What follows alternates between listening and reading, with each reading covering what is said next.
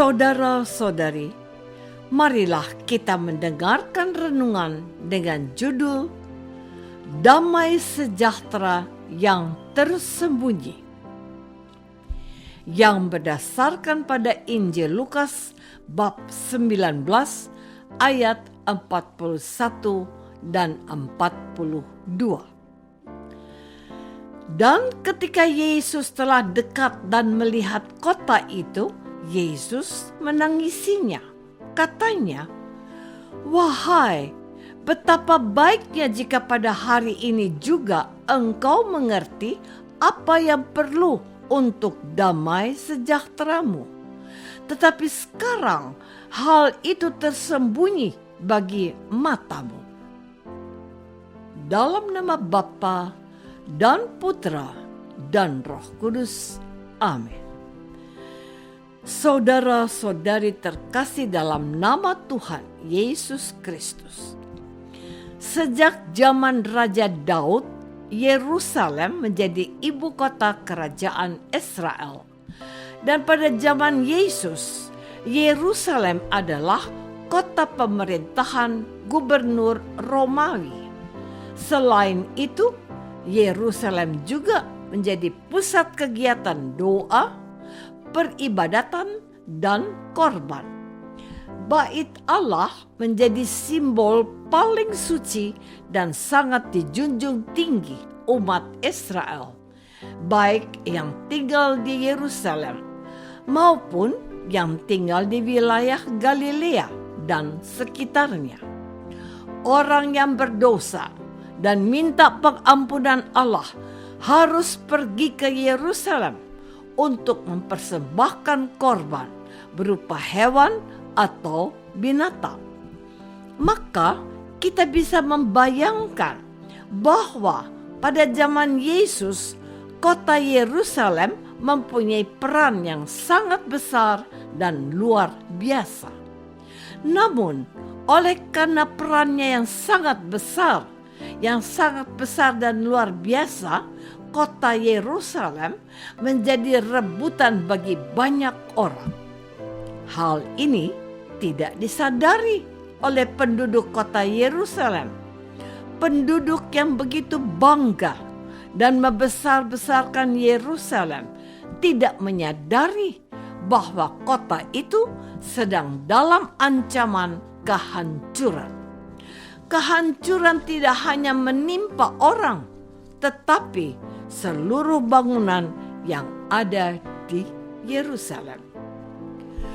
Saudara-saudari terkasih, dalam bacaan Injil pada hari ini, kita mendengar bagaimana Tuhan Yesus Kristus mengungkapkan kesedihannya terhadap Yerusalem dan para penduduknya.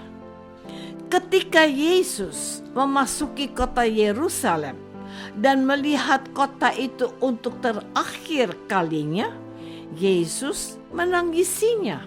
Katanya, "Wahai, betapa baiknya jika pada hari ini juga engkau mengerti apa yang perlu untuk damai sejahteramu.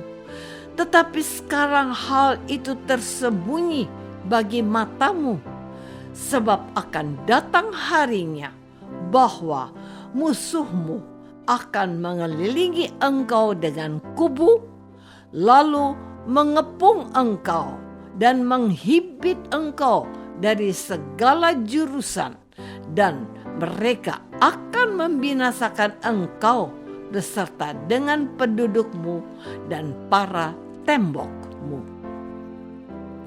Ramalan Yesus ini menjadi nyata. Pada tahun ke-70 sesudah Masehi, kota Yerusalem dihancurkan tentara Romawi di bawah pimpinan Jenderal Titus, baik penduduk maupun bangunan yang ada di Yerusalem. Peristiwa yang menyedihkan dan membawa duka tidak pernah dipikirkan oleh penduduk kota Yerusalem, sebab mata mereka sudah tertutup oleh dosa.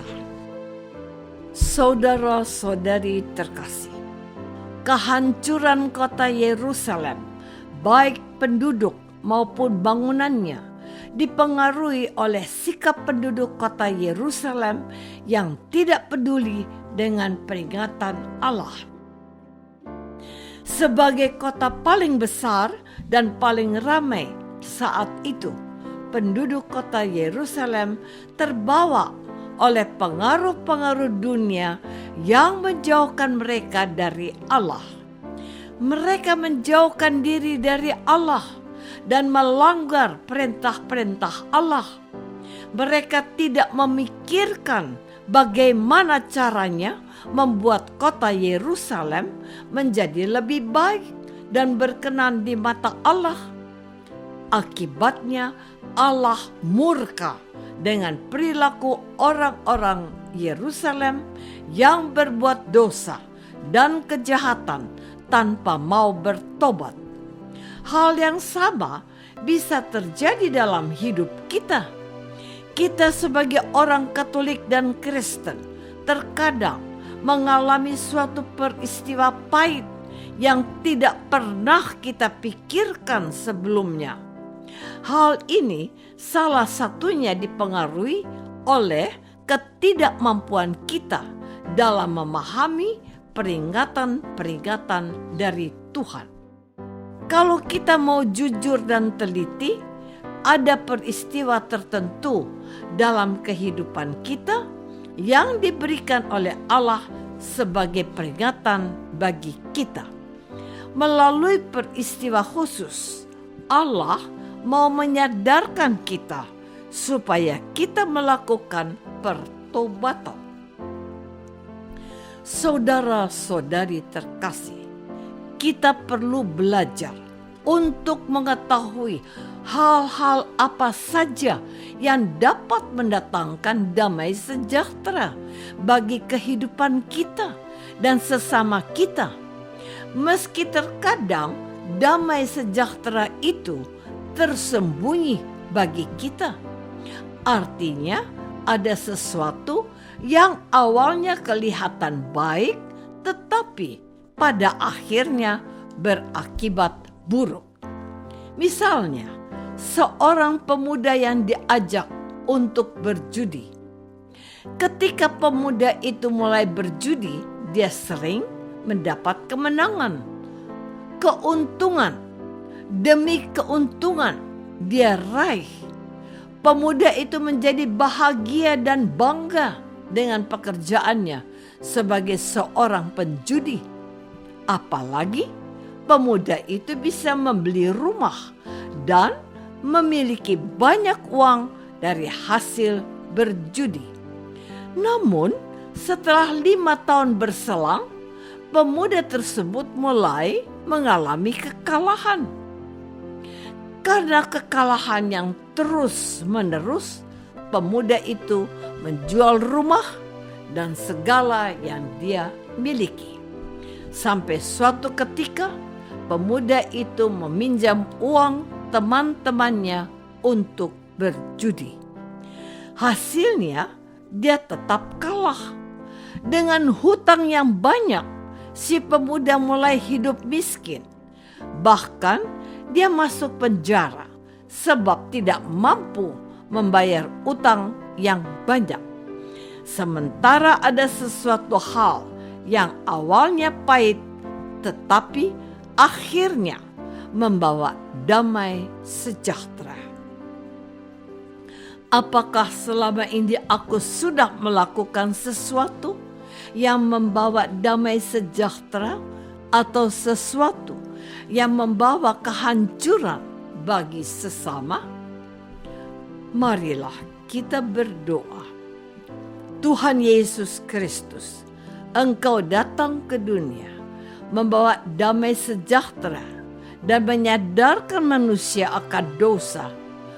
Tuntunlah agar kami selalu melakukan hal-hal yang mendatangkan kebaikan dan damai sejahtera bagi kami dan seluruh umat manusia, termasuk bangsa dan negara kami.